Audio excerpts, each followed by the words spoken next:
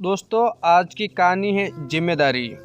शाम को सुरभि जब ऑफिस से घर लौटी तो उसकी बुआ सास आई हुई थी। उसने अपना सामान रख अपनी सास और बुआ सास के पैर छूकर उनका हालचाल पूछा। फिर वो कपड़े बदलने अंदर चली गई। बाहर आई तो उसकी सास ने सब्जियां काट दी थी। सुरभि ने चाय बनाई। तब तक उसका पति राकेश भी ऑफिस से आ गया था। चाय पीते ही वो खाने की तैयारी में लग गई। रसोई में सुरभि रोटियां बना रही थी तो राकेश टेबल पर खाना लगाने लगा। ये देख उसकी बुआ बोली, राकेश तू बैठ जा, बहू कर लेगी। अरे नहीं बुआ जी, ये तो मेरे रोज का काम है। खाना लग ही गया है, वो भी आ रही है। फिर मिलकर खाते सब साथ। उसकी बात सुन बुआ का मुंह बन गया। खाने के बाद राकेश ने सुरभि के साथ मिलकर सारे बर्तन किचन में रख दिए और फिर वो माँ और बुआ के साथ बैठकर बातें करने लगा। अगले दिन संडे था। बुआ और सुरभि की सास सुबह जल्दी उठ गए। नहाने धोने के बाद बुआ सास ने पूछा, बहू उठी नहीं अभी तक? ये सुनकर सुरभि की सास बोली, नहीं जीजी, आज संडे है ना, तो थोड़ी देर से उठेगी। ये क्या बात हुई भला? घर की बहू बेटियों को तो जल्दी उठना चाहिए ना। अरे जीजी, और दिन तो बहू 5 बजे उठ जाती है और रात तक लगे ही रहती है। आराम कहाँ बेचारी के इच्छे में। आज तो नींद पूरी कर ले, कहकर वो चाय बनाने चली गई। सुरभि उठकर जब बाहर आई तो उन दोनों को चाय पीता देखकर बोली, अरे मम्मी जी, आपने मुझे उठाया क्यों नहीं? मैं बना देती चाय। कोई बात नहीं बहू, तू और काम कर ले। काम वाली का भी फ़ोन आया था, वो आज नहीं आएगी।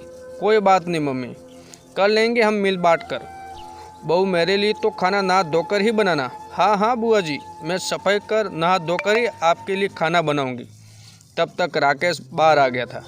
सुरभि ने जब उसे काम वाले के बारे में बताया तो वो बोला, अच्छा ऐसा करो, तुम झाड़ू लगाओ, मैं पोछा लगा देता हूँ। काम जल्दी हो जाएगा, नहीं तो तुम अकेली कब तक लगी रहोगी, नाश्ते में देरी हो जाएगी। अरे राकेश, तू झाड़ू लगाएगा? ये तो औरतों के काम है। बुआ जी हंसते हुए बोली, बुआ जी, इसमें आदमी और औरत कहाँ से आ गए? काम तो काम ही है ना। जब सुरभि घर की बराबर जिम्मेदारी उठा रही है तो उसके साथ मिलकर छोटा मोटा काम करने में कोई बुराई नज़र नहीं आती है मुझे। छुट्टी मेरी ही नहीं, उसके लिए भी तो है ना आज। बात तो मुझे समझ आती है। अपनी औरत से नौकरी करवाते हैं और फिर खुद घर का काम करते हैं। कि बुआ जी मुंह बनाते हुए अंदर चली गई। नाश्ते के बाद सुरभि ने कपड़े धोए तो राकेश ने कपड़े सुखा दिए। दोपहर तक सब काम हो गए। खाना खाने के बाद जब दोनों ननंद भाभी अपने कमरे में आराम करने गई थी तो सुरभि की बुआ सास अपनी भाभी से बोली, संतोष, यह क्या तूने अपने घर में अंधेर गर्दी मचा रखी है? क्या हुआ जीजी, आप ऐसे क्यों कह रही हो? अब तू ऐसे अनजान बनने की तो कोशिश मत कर।